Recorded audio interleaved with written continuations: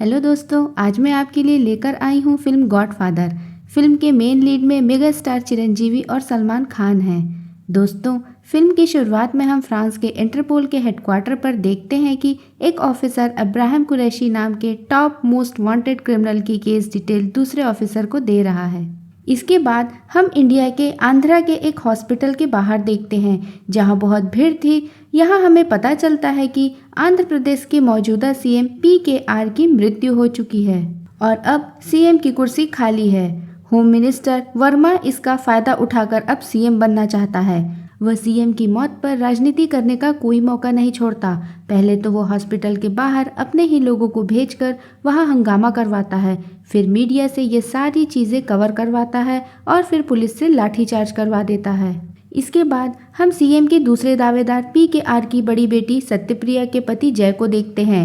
जय भूमाफिया है और बहुत ही शातिर इंसान है, लेकिन उसकी यह सच्चाई उसकी बीवी सत्यप्रिया को नहीं पता है। सत्यप्रिया के पिता के सीएम होते हुए भी वो हमेशा से ही राजनीति से दूर रही है और इसी बात का फायदा उठाकर जय अगला सीएम बनना चाहता है। सीएम की अंतिम संस्कार की तैयारी की जा रही होती है। तब सत्यप्रिया ब्रह्मा नाम के इंसान को किसी भी हालत में अंतिम संस्कार तक न पहुंचने देने की बात कहती है। होम मिनिस्टर वर्मा एक करप्ट ACP को इसकी जिम्मेदारी देता है। इसके बाद हम फिल्म के हीरो ब्रह्मा को देखते हैं। वो पूर्व सीएम PKR का नाजायज बेटा है, लेकिन यह बात उसके और सत्यप्रिया के अलावा किसी को नहीं पता है और सत्यप्रिया के उससे नफरत करने की यही वजह है। ब्रह्मा 20 सालों से गायब था, लेकिन आखिरी के 6 सालों में वो वापस आकर राजनीति में अपने पिता की मदद कर रहा था। वो अपनी पार्टी का कोषाध्यक्ष था और पार्टी में उसकी अच्छी पकड़ थी। ब्रह्मा गरीबों और बेसहारा लोगों की मदद के लिए हमेशा तैयार रहता है। उसने उनके लिए एक अनाथ आश्रम भी खोला था। उसके अच्छे कामों की वजह से लोग सीएम की मौत के बाद उसे सीएम पद का मुख्य उम्मीदवार मानते थे। सीएम के अंतिम संस्कार में जाते वक्त ACP ब्रह्मा के काफिला को सुरक्षा कारणों के बहाने से रोक देता है। तब ब्रह्मा अपना काफिला छोड़कर अकेले ही सीएम के अंतिम संस्कार में पहुंच जाता है और ACP कुछ नहीं कर पाता। अगले सीन में हम जय और वर्मा को एक साथ एक बहुत बड़े बस्ती में देखते हैं। जय वर्मा को पार्टी फंड के लिए अब्दुल नाम के एक डॉन के पास लेकर जाता है, जो कि ड्रग्स का धंधा करता था। जय उसे पार्टी फंड के लिए 750 करोड़ रुपए मांगता है और बदले में उसे जमीन और फैक्ट्री दिलाने की बात करता है, जहां वो ड्रग्स मैन्युफैक्चर कर सके। अब्दुल अपने पास लूकस से बात करता है और इस डील के लिए वो लोग मान जाते हैं। वापस जाते वक्त वर्मा बहुत खुश होता है और वो सीएम बनने के बाद जय को डिप्टी सीएम बनाने की बात करता है। जय वर्मा को बताता है कि उसने ये सब उसको सीएम बनाने के लिए नहीं, बल्कि खुद सीएम बनने के लिए किया था। जय वर्मा को यह भी बताता है कि पूर्व सीएम के दवाई में जहर मिलाकर उसी ने मारा था, क्योंकि सीएम को उसकी कुछ अन्य मंत्रियों के द्वारा किए गए घोटालों के बारे में पता चल चुका था और वो उन सभी लोगों को पार्टी से निकलवाने वाला था। वर्मा कहता है कि सत्यप्रिया उसकी बहुत इज्जत करती है और वो उसको छोड़ के अपने पति जय को सीएम का पद लेने नहीं देगी। तब हम सीएम हाउस में सत्यप्रिया को कुछ मंत्रियों और विधायकों के साथ देखते हैं, जिन्हें जय ने पहले से ही वहां भेज दिया था। वो सत्यप्रिया से झूठ कहते हैं कि खुद वर्मा जी चाहते हैं कि जय अगले सीएम बने। सत्यप्रिया उनकी बात मान लेती है। जय घर पहुंचकर इन सब बातों से अनजान बनता है। सत्यप्रिया उसके पास आकर बताती है कि पार्टी के लोग जय को नए सीएम के रूप में देखना चाहते हैं। जय पहले तो थोड़ा नाटक करता है, लेकिन थोड़े देर में तुम्हारी खुशी के लिए मैं यह जिम्मेदारी उठाने को तैयार हूँ कहते हुए मान जाता है। उसके बाद हम जय को सत्यप्रिया की छोटी बहन जानवी के पास देखते हैं। उसने जानवी को ड्रग्स की लत लगा दी थी और वो जानवी के साथ गलत हरकतें भी करता था। पार्टी कार्यालय में हम जय वर्मा और ब्रह्मा को मिलते हुए देखते हैं। जय ब्रह्मा से सीएम बनने के लिए उसका समर्थन मांगता है, लेकिन ब्रह्मा को उसकी नीयत के बारे में पता था, इसलिए वो मना कर देता है। ब्रह्मा के मना करने पर जय सभी विधायकों को मुंह मांगी कीमत देकर उनसे समर्थन मांगता है। अपने 140 विधायकों को बुलाता है और उनको समर्थन पत्र पर साइन करने कहता है। वहाँ जय को पता था कि उन विधायकों में से एक विधायक रेड्डी ब्रह्मा का आदमी है। वो उसे सबके सामने मारने की धमकी देता है। तब ब्रह्मा के बोलने पर उसके बाकी विधायक भी जय के सामने खड़े हो जाते हैं, जिनकी संख्या पूरी 40 थी। जय यह देखकर चौंक जाता है और उसका प्लान फेल हो जाता है। उधर दूसरी तरफ हम एक गांव के आदमी को ब्रह्मा के साथ जाते देखते हैं। वो लोग एक पुरानी फैक्ट्री पर जाते हैं जहां अब्दुल के आदमी होते हैं जो ड्रग्स मैन्युफैक्चरिंग प्लांट शुरू करने की तैयारी कर रहे थे। उन लोगों को जय ने वहां बुलाया था। ब्रह्मा उन सभी लोगों को मार देता है। ब्रह्मा का खास आदमी कोटी जय से मिला हुआ था। वो जय को आकर ये सारी बात बताता है। जय उस जगह पर एसीपी को भेजता है ताकि एसीपी को वहां ब्रह्मा के खिलाफ कोई सबूत मिल जाए और वो ब्रह्मा को मर्डर केस में अंदर कर दे। पर एसीपी को वहां न तो किसी की लाश मिलती है और न ही कोई सबूत, क्योंकि गांव के लोगों ने सारे सबूत पहले ही मिटा दिए थे। पूर्व सीएम PKR ही अपने पार्टी के अध्यक्ष भी थे, इसलिए अगले दिन पार्टी अध्यक्ष के चुनाव होने वाले थे। जय को पता था कि अगर वो पार्टी अध्यक्ष का चुनाव जीत गया तो वो सीएम आसानी से बन जाएगा। वो सत्यप्रिया के पास जाकर उसको ब्रह्मा के खिलाफ भड़काता है कि अगर जय पार्टी अध्यक्ष नहीं बना तो ब्रह्मा बन जाएगा। सत्यप्रिया पहले से ही ब्रह्मा से नफरत करती है। बैकग्राउंड में हमें इसकी वजह दिखाई जाती है कि ब्रह्मा की मां के मौत के बाद जब PKR ने ब्रह्मा को अपने साथ रखने के लिए अपने घर लाया तब सत्यप्रिया की मां बहुत नाराज हुई। वो ब्रह्मा को मारने के लिए आ रही थी तब PKR ने उसे धक्का दे दिया, जिसकी वजह से उसके सिर पर चोट लग गई और वो मारी गई। सत्यप्रिया अपनी मां के मौत की वजह ब्रह्मा को मानती थी और यही उसकी नफरत की वजह थी। अगले दिन पार्टी कार्यालय में अध्यक्ष चुनाव होने वाले थे।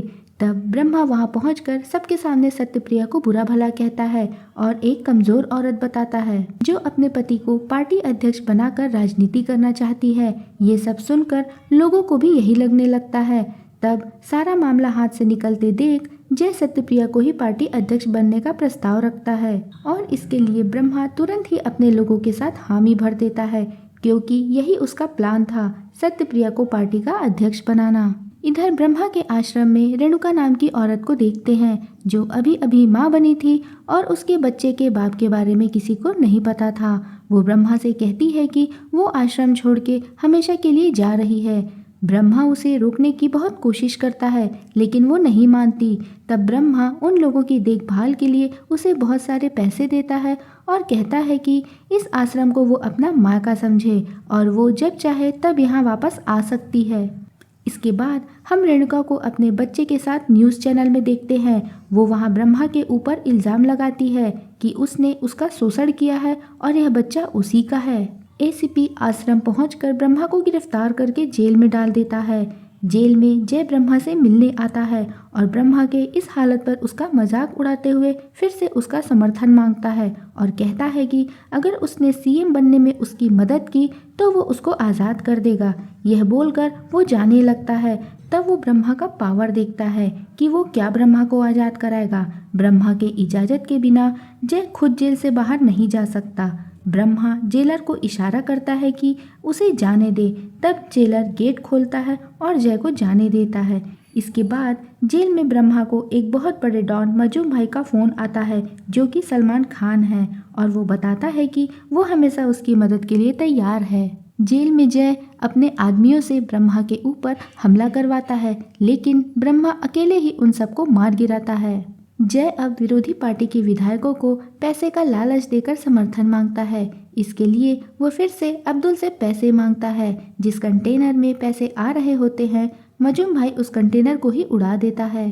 वर्मा को अब समझ आ चुका था कि वो लोग ब्रह्मा से नहीं जीत सकते, इसलिए वो अपना पाला बदल देता है और जाकर ब्रह्मा से मिल जाता है। उधर कोटी को हम रेणुका के साथ देखते हैं। असल में कोटी और रेणुका का अवैध संबंध था और वो बच्चा भी कोटी का ही था।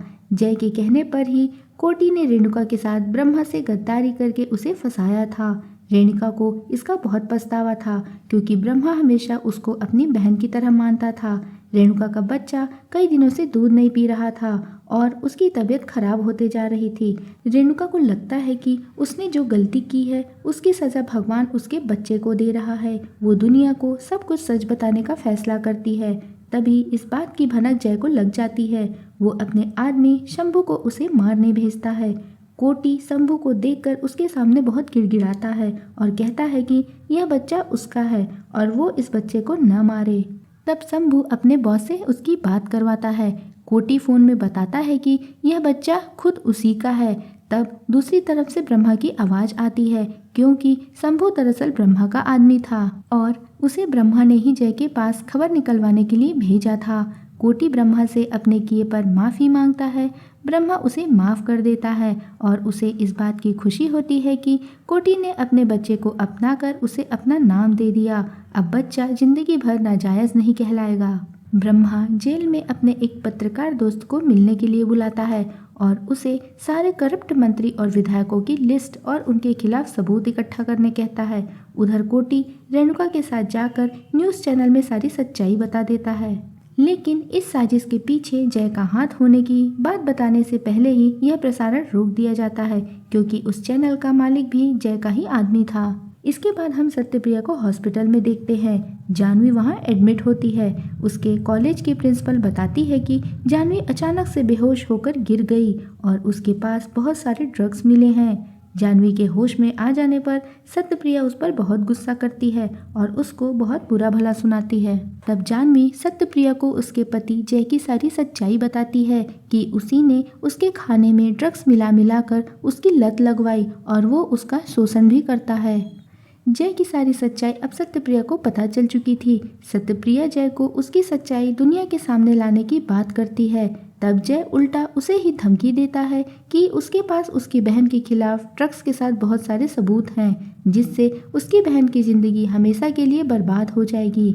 जय सत्यप्रिया को यह भी बताता है कि उसके पिता को उसी ने मारा था और वो जब चाहे तब सत्यप्रिया और उसकी बहन को खत्म कर सकता है। सत्यप्रिया अब पूरी तरह से मजबूर और परेशान होती है।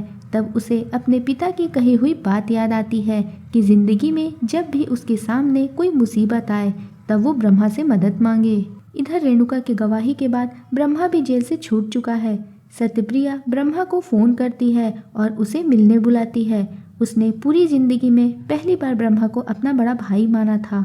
वो ब्रह्मा से मिलकर उसे सारी बात बताती है। साथ ही उसे यह भी बताती है कि एसीपी के पास भी उसकी बहन के खिलाफ सबूत हैं और एसीपी उन सबूतों के बदले सत्यप्रिया के साथ एक रात सोना चाहता है। ब्रह्मा एसीपी के पास जाता है और उसे खत्म कर देता है।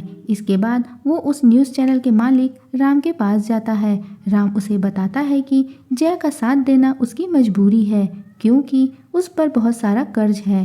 वो यह बता ही रहा होता है, तभी उसके पास एक मैसेज आता है कि उसका सारा लोन अब क्लियर हो गया है, क्योंकि ब्रह्मा ने उसके सारे लोन क्लियर करवा दिए थे। फिर इसके बाद ब्रह्मा पार्टी कार्यालय जाता है और वहां सारे करप्ट विधायक और मंत्रियों को उनके खिलाफ इकट्ठा किए गए सबूत दिखाकर उनको जैसा कहा जाए वैसा ही करने के लिए कहता है।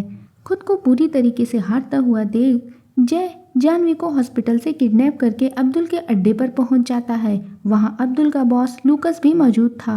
ब्रह्मा को यह खबर मिलने पर वो अब्दुल के एरिया में घुस जाता है। वहां उसे मजूम भाई भी मिल जाता है। दोनों मिलकर अब्दुल के सभी आदमियों को मारते हुए अब्दुल के अड्डे तक पहुंच जाते हैं। वहां मजूम भाई को देखकर अब्दुल उसे इस मैटर से दूर रहने बोलता है, क्योंकि वो दोनों पहले से एक दूसरे को जानते थे।